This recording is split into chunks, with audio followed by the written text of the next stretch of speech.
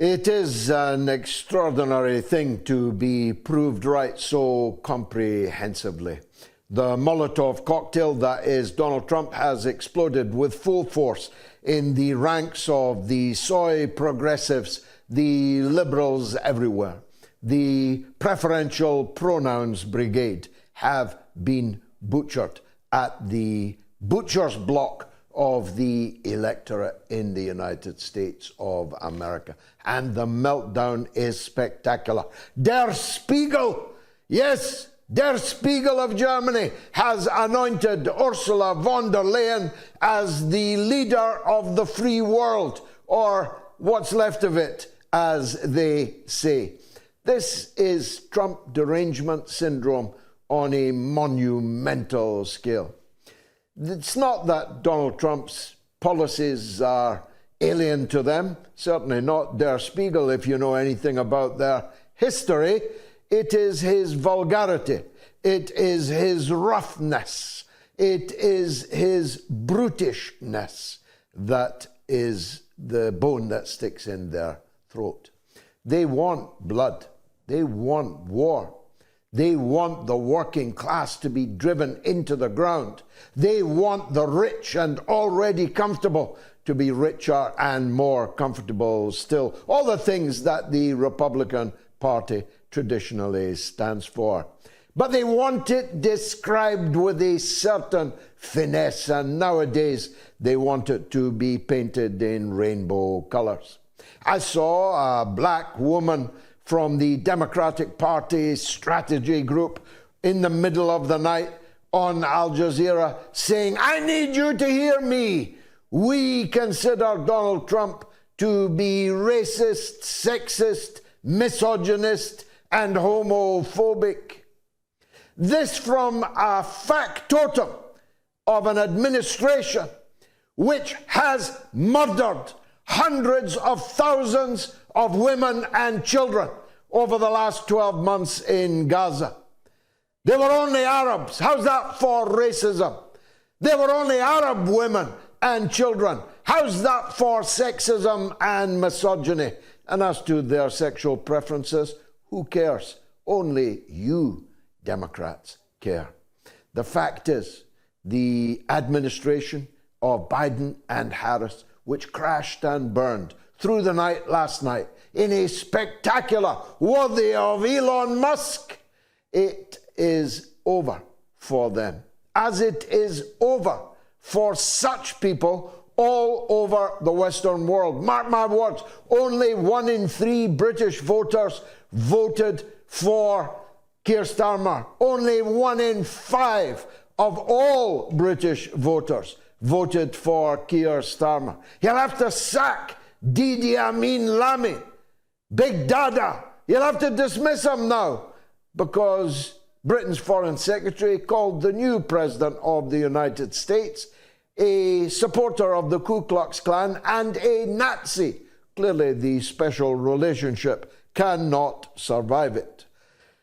The Rachel Maddows, the Mehdi Hassans, the liberals in the networks and in the leader columns of the fancy newspapers don't know what's hit them. And that is the problem. Their bubble, you see, is entirely sufficient for them. They feed off each other. They talk to each other. They reinforce each other's personal prejudices. They kept telling you that Kamala was the candidate for women, but most women voted Trump, and overwhelmingly so in the case of white women. They kept telling you that women in America cared more about abortion than they did about the price of milk and eggs and housing and gasoline. They really believed that.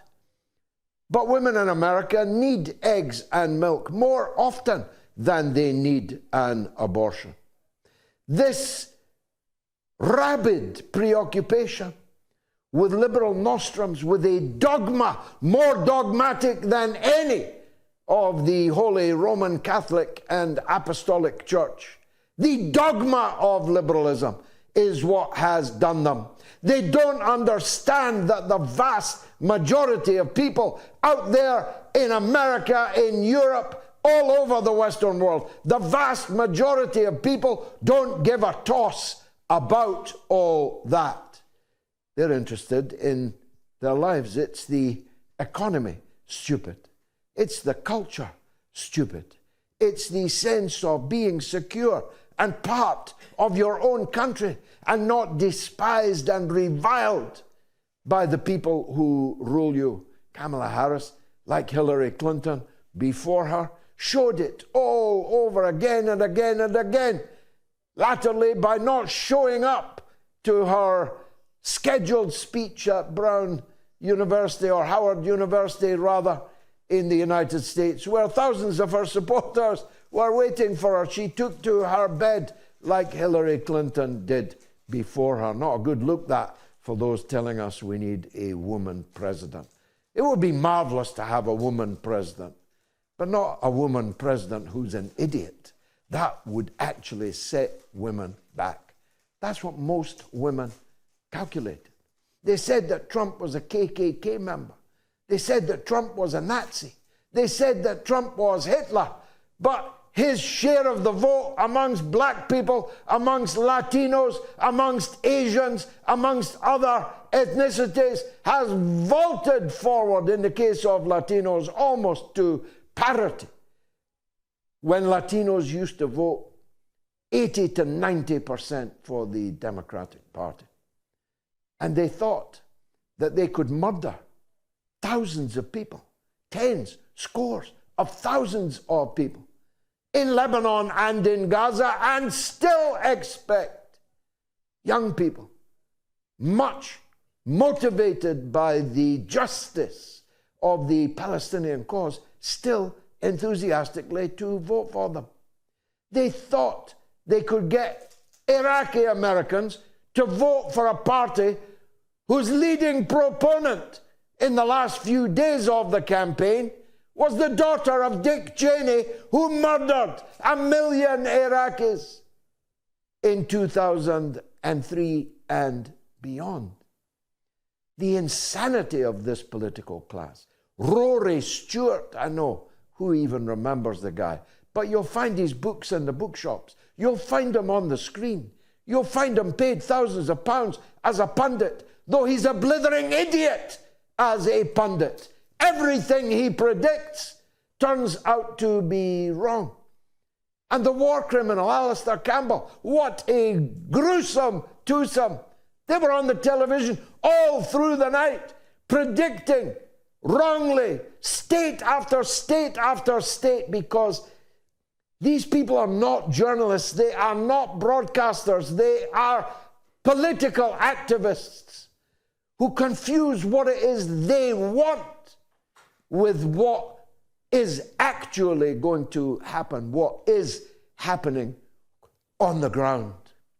This was, above all, a revolt of the American working class. One of the great gains of this campaign is the abandonment of this ludicrous term, middle class, to describe blue-collar union labor in the United States of America. Suddenly everyone is talking about the working class in America. It is the working class in America, of all colors, that has been peniorized, has been anathematized, slandered and smeared as ignorant, as illiterate, as lacking in the social graces, as garbage, as deplorables.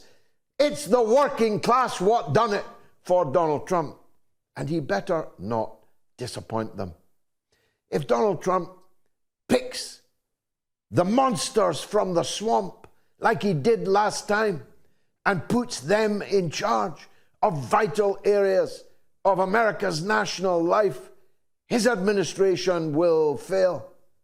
If he genuinely puts America first, he will succeed. He will make America great again. I say this with all love to the American people. Stay home and fix house. Get your soldiers out of Syria. Get your soldiers out of Iraq. Get your material, men, money, and diplomatic support out of Ukraine. Get out from under the mass murderer Benjamin Netanyahu. Go home, America. I say it with love. Go home, America. Yankee, go home and fix your own country. Fix your roads. Fix your bridges. Fix your railways. Fix your housing stock. Fix the living standards of your own people. Fix the racial and other divides amongst your countrymen and women. Heal yourselves, physician, before seeking to heal the rest of us. We love you, but we don't need you. We don't want to be you. We won't agree to be ruled by you.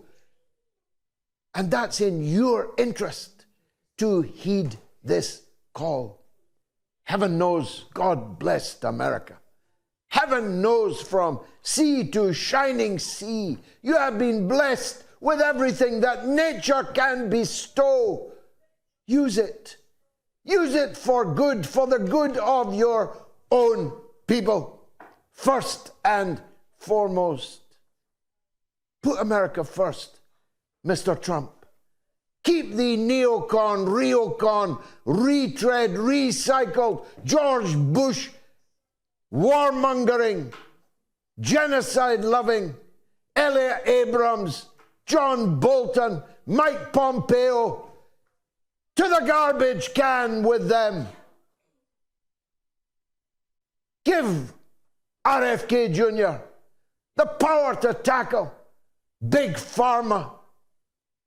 Give Tulsi Gabbard the power to pursue at least a remotely ethical foreign policy.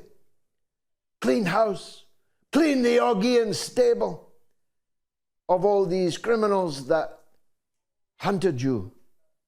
This is the greatest comeback since the rumble in the jungle, since Muhammad Ali shuffled and flattened the big ugly bear George Foreman, though Kamala Harris will never make a living selling barbecue sets after this. Matter of fact, she can go back to finally working in McDonald's, where she never worked all along. She can go back to being an Indian. She can drop her kaleidoscope of accents.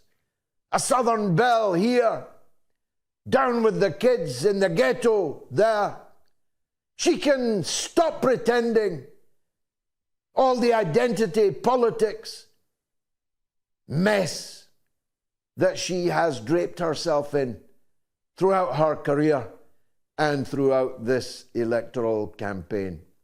This comeback of yours, Donald Trump, gives you an enormous mandate. And you can't run again. You don't need to do anything to please these special interests, these lobbyists that will now be swarming around you, as earlier they were swarming to destroy you. President Trump, you have 4 years to make America genuinely shining city on a hill. You'll be greatly helped by the mass exodus of all of those that promised they were leaving the country. Bono was going to leave life. He's going to drive a car off a cliff.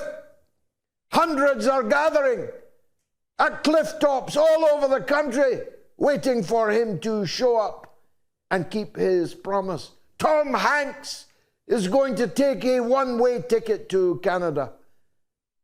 Me and Gayatri are on our way to America in January. Maybe we'll live there for a little while. Make America the freest country in the world. Heaven knows that actually won't be that difficult. It might be easier for me to live in America and work in America. Imagine that. Starmer, Macron, Schultz, Baerbock. You're not the leaders of the free world.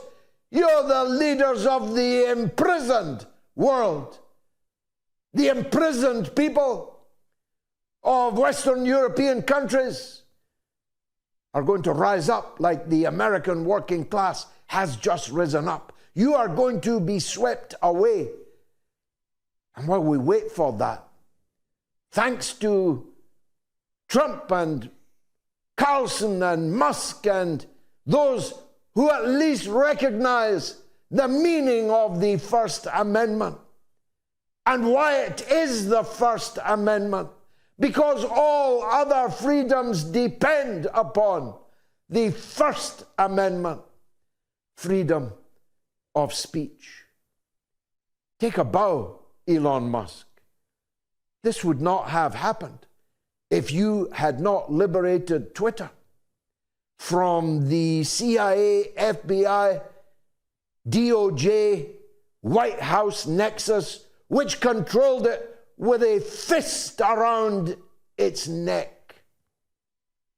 It is true that Tucker Carlson, Elon Musk, X, Max Blumenthal, Gerald Celente, me, the mother of all talk shows, we are the media now.